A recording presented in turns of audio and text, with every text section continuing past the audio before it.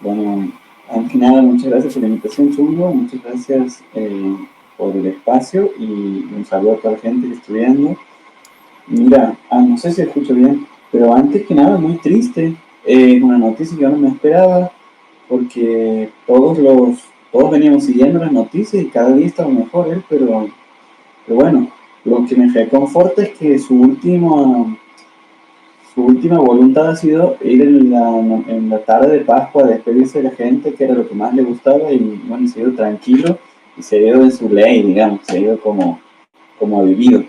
Y en ese sentido, rescato mucho lo que vos decías de los 100 euros, porque es una persona que ha vivido como decía, que como ha hecho de su pontificado y de su vida un testimonio coherente.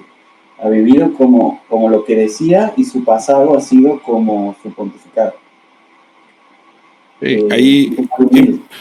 hemos visto muchos cambios, ¿no? De la iglesia. Yo hay un video que me impactó un montón, que es en Brasil, que es un chiquito muy, muy chico que se le acerca y que lo había subido en algún momento en una de mis redes. La verdad que te lleva a las lágrimas. Y en este momento que yo no soy una persona de ir a misa los domingos, aquí en la mesa, todos los días la conmoción, como te decía con mi hijo también allá en Europa, nos damos cuenta cuánto ha penetrado en nosotros este papa, ¿no? Que para nosotros, para mí un papa era como, qué sé yo, como el que maneja la ONU, capaz que ni sabes qué está haciendo. En cambio, este es un papa muy humano, como te decía, esa imagen con este chiquito en Brasil cuando he estado y cuando el chiquito le caían las lágrimas como agua y él le decía que quería ser cura y el papa le ha dicho, reza por mí, que yo rezo por vos. Y lo pienso, ¿no? Y cada vez que voy viendo o scrolleando, veo muchas anécdotas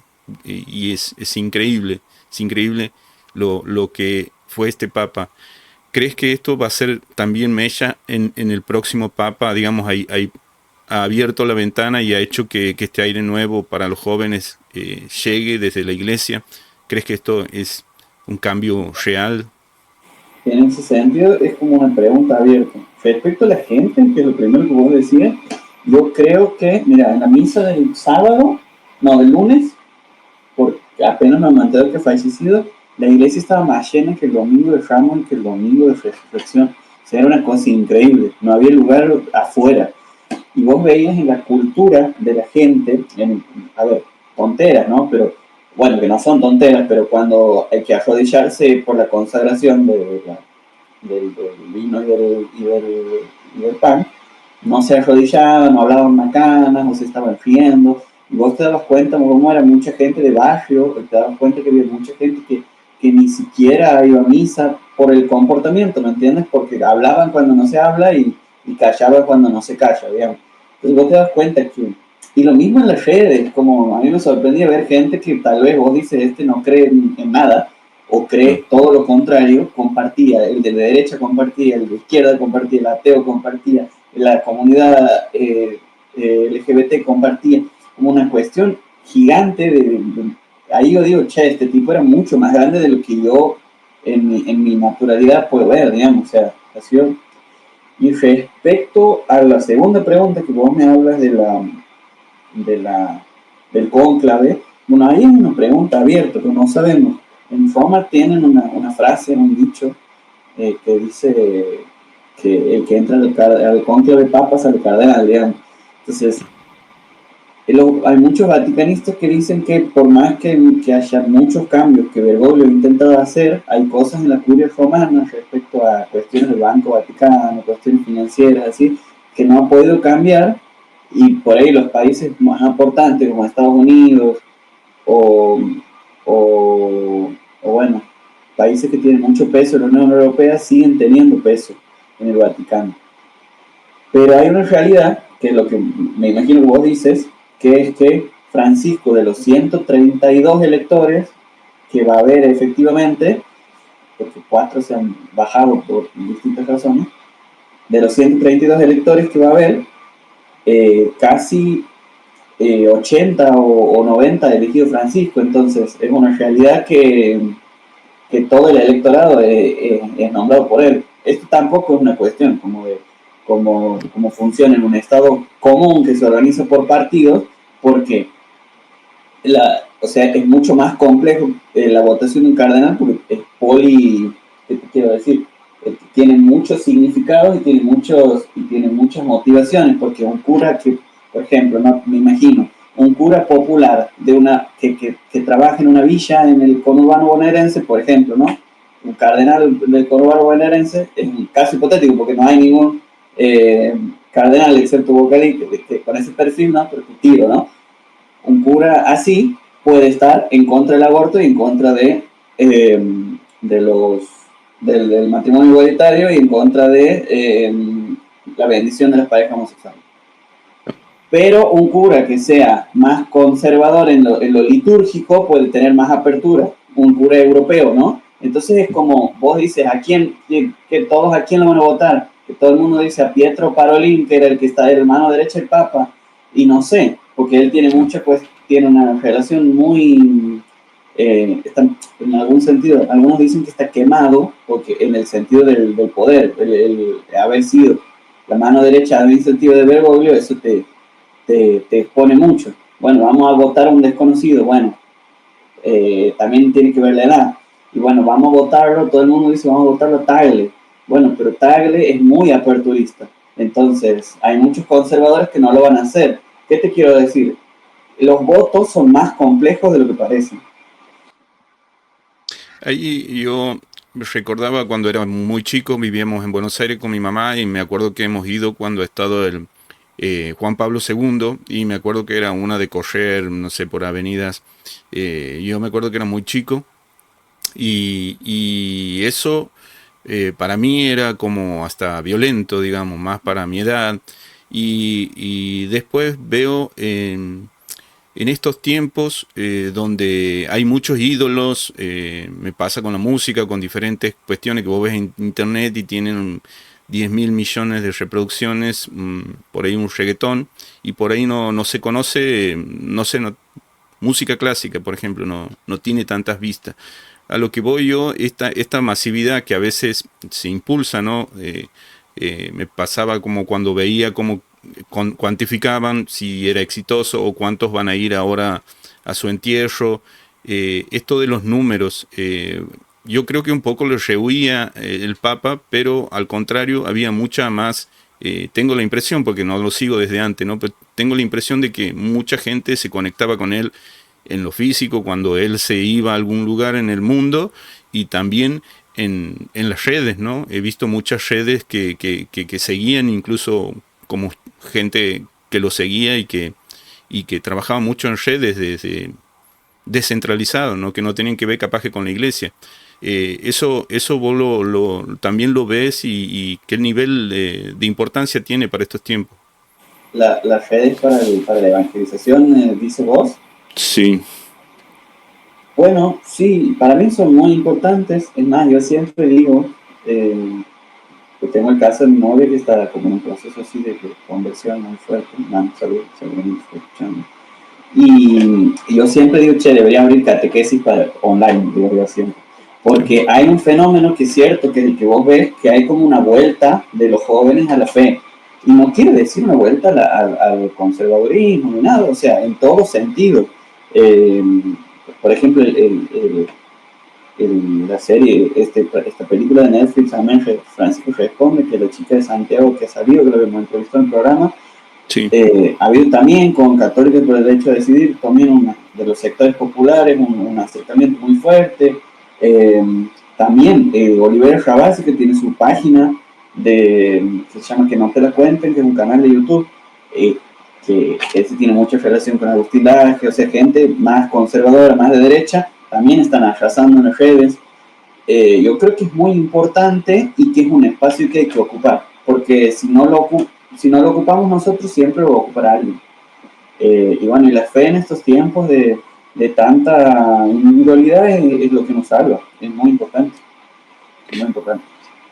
Y Aquí tiene realmente una influencia. De hecho, años anteriores vos te enterabas que había muerto el Papa 3 días después y hoy te has enterado porque hacen toda una constatación que ha sido secreta y hoy te has enterado que muerto el Papa antes, antes que a los cardenales le avisen que tenían que viajar, ya sabía la gente que el Papa había muerto.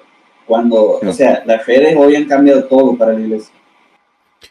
Pensaba desde tu punto de vista, ¿no? Más allá de quién sea el Papa, ¿qué serían cosas, por decirte caprichosamente, 5 cosas que deberían pasar en este próximo periodo de este próximo Papa, que mantengan a mí, porque yo entiendo desde mi punto de vista que hay una frescura en esta iglesia, que hay por lo menos el humor de discutir cosas como lo que vos decías recién, el tema del aborto, el tema de personas que se quieran casar. eh, ¿Vos qué puntos, digamos, serían positivos que pudiera tener el próximo Papa? Obviamente con su impronta, con sus formas, ¿no? No, no sabría decirte, porque también depende a quién elijan.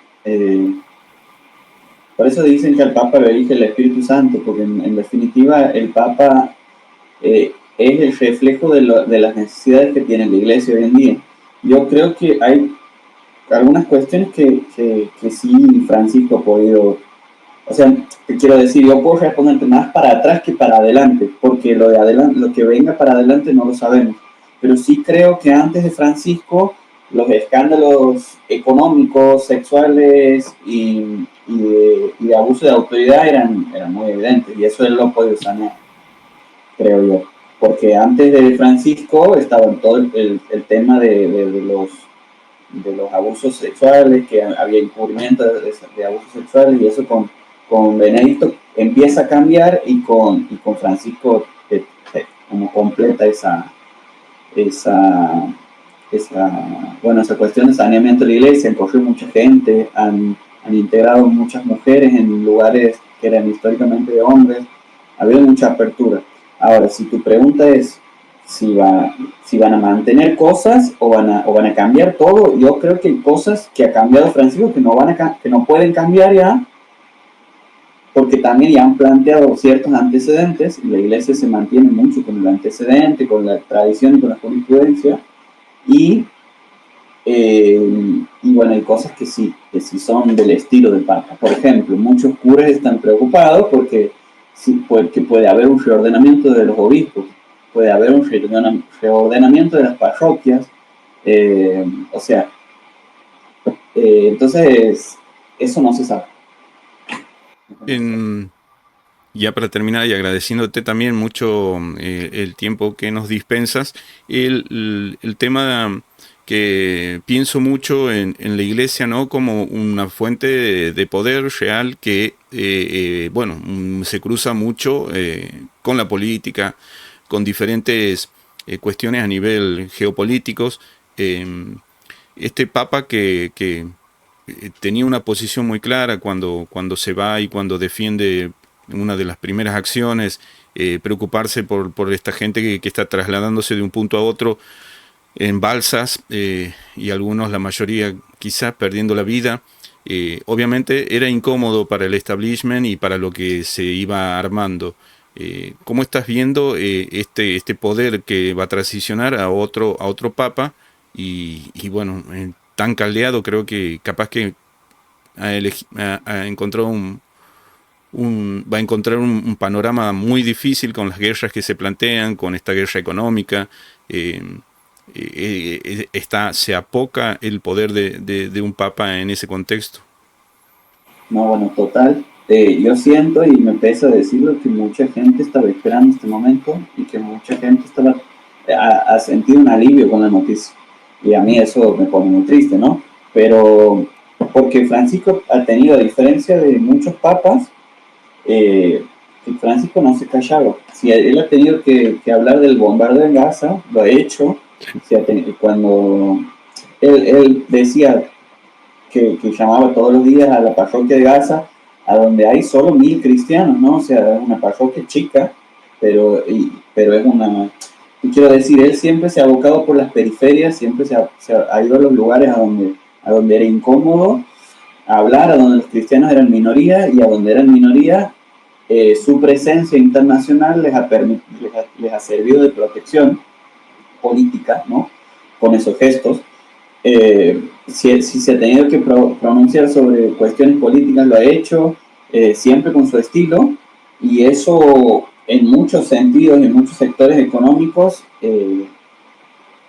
han pesado, porque a diferencia de otros modelos políticos, el papado es de por vida, entonces no les queda otra que esperar. En otro caso, si Bergoglio hubiera sido el presidente de Argentina, le hubieran hecho un golpe de Estado o le hubieran inventado alguna causa y eso no ha podido darse por su estilo diplomático y porque, quieras o no, la iglesia manda que el Papa es el Papa.